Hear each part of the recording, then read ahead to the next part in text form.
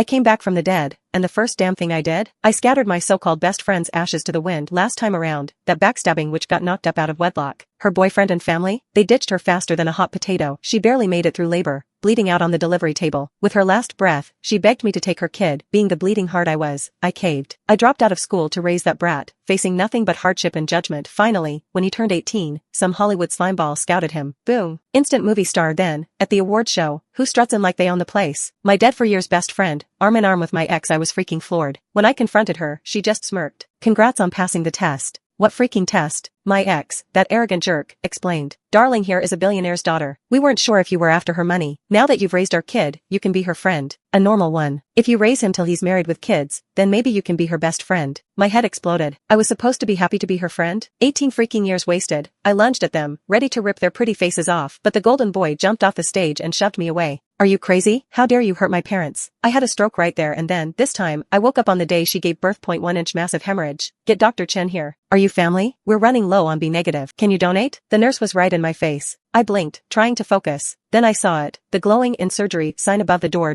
It was that snake, Donna Hall, getting sliced open. I'd been reborn. I clenched my fist, my breath coming in ragged gasps. Donna was in surgery. The nurse shook me. Hurry, she's not doing so good. I shook my head, my voice cold. Nope, not family. Find someone else. She looked stunned, then rushed back into the OR. I smirked. Last time, I jumped at the chance to donate. They didn't even check my blood type. They just drained me, 400 cc's worth. I knew now it was all planned. I almost passed out from blood loss and was too weak to argue when Donna begged me to raise her kid. Just then, the surgery light went off. The doctor came out, looking grim. We did everything we could. She's conscious. You can say goodbye. I strolled in. Donna was lying there, looking pathetic. Sophia, why didn't you donate? If you had, maybe I'd be alive. The nurse chimed in. She thought you were besties. You wouldn't even give a little blood? She's dying. Don't you feel guilty? Donna faked a sob. My parents and boyfriend dumped me. I have nothing to live for. But my newborn. He's so tiny. I'm scared. Sophia, I trust you. Will you raise him? The nurse sniffled, glaring at me. So sad. You gonna let her die and abandon a baby? The two of them were laying it on thick. I felt like puking. I thought Donna was my girl. She was dying right in front of me. Of course, I said yes, but what did it get me? My boyfriend thought I was a whore who cheated on him. He was out. I was too broke for daycare, so I couldn't focus on school. Bye-bye, scholarship. I was stuck with a damn high school degree. No diploma meant no decent job.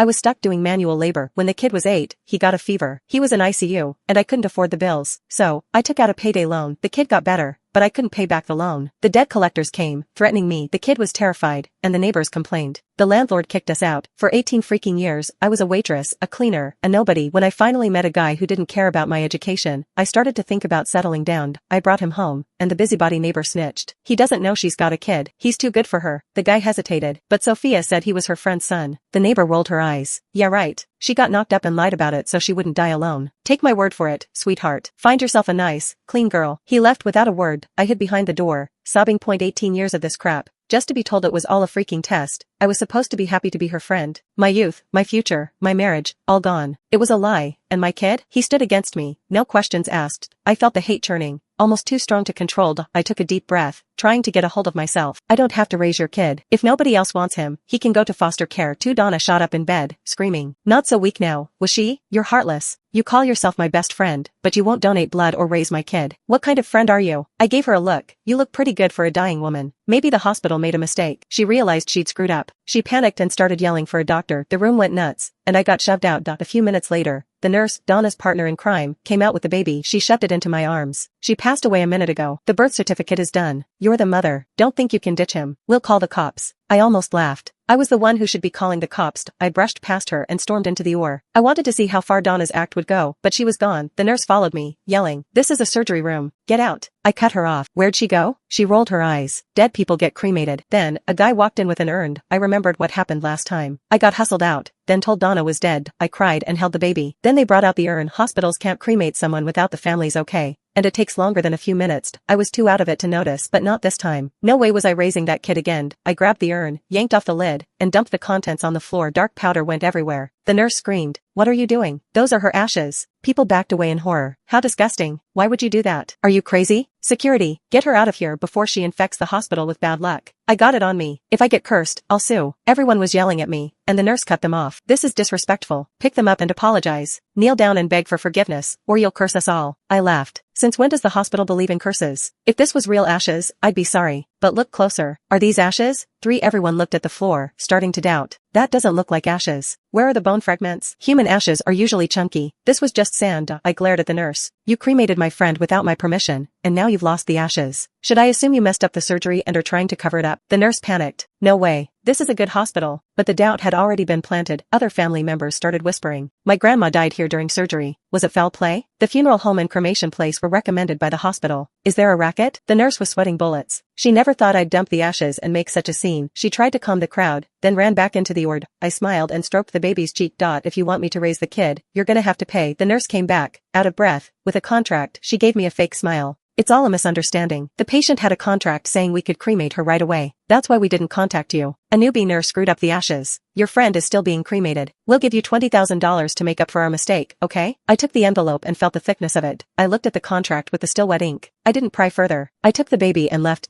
If Donna trusted me so much that she'd pay me to raise her kid, I smirked. I wouldn't let her down. 18 years passed in a flash. I used the $20,000 as seed money to start a media account. I hired streamers and invested in movies. The money rolled in, and I spent a lot of it on the kid. This time, he was a child actor. Before he won the award, he was a household name. His fame and wealth were way bigger than last time. I sat in the audience, watching my kid give his acceptance speech. I counted down. I'd turned him into something special. Donna would be dying to see him. Sure enough, right after the speech, Donna came out, arm in arm with my ex. They walked confidently towards the stage. Donna tearfully hugged my kid. Son, mommy finally found you. The crowd was confused. What's going on? What's this drama? My kid, Murphy Cohn, looked baffled. My mom died 18 years ago. Who are you? Donna beamed. I went into labor 18 years ago and asked Sophia to take care of you. I must have been lucky because I was saved on the way to cremation. When I came back, you were gone. Donna turned to me, her voice choked. Sophia, I'm so glad you raised my son, but I don't know why he's so distant. Did you say bad things about me behind my back? She teared up, looking sad. I smirked. Donna still thought the celebrity I'd bankrolled was her kid, but I was here for revenge. I was not repeating old mistakes. I won't stop you from reuniting with your son. Donna looked delighted, a smug expression on her face, but then I added, because he's not your son.